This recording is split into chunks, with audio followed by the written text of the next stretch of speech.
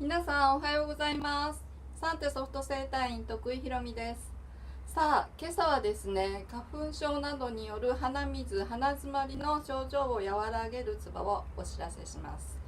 ゲイゴーと言いまして、小鼻の脇になります。さあ、こんな感じですね。小鼻のすぐ脇になります。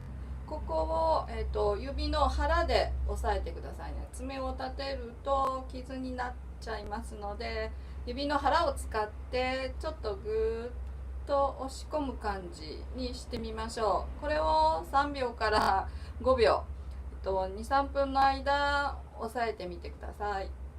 さあ、笑いヨガリーダーの私は笑いながら押さえます。さあ、押さえますよ。あははははといった具合です。さあ、そうですね、花粉症というと、免疫系の症状になります。で、免疫というと、そうですね、相手と自分の関係だったり、そういうふうなメンタルなことも関係したりします。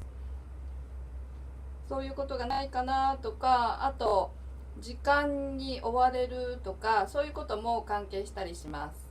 そして花粉症なので鼻の花粉が、そういうことを引き起こすかなということもあるんですが、時期的にですね、新しい年度が始まって忙しい思いが記憶があるとか、そういうふうなことが、引き起こされて起きるということもあります。またそのあたり詳しくお話を、聞きたいなと思っている方がいらっしゃいましたら、お知らせください。お話ししましょう。さあ、それでは今日も見てくださってありがとうございます。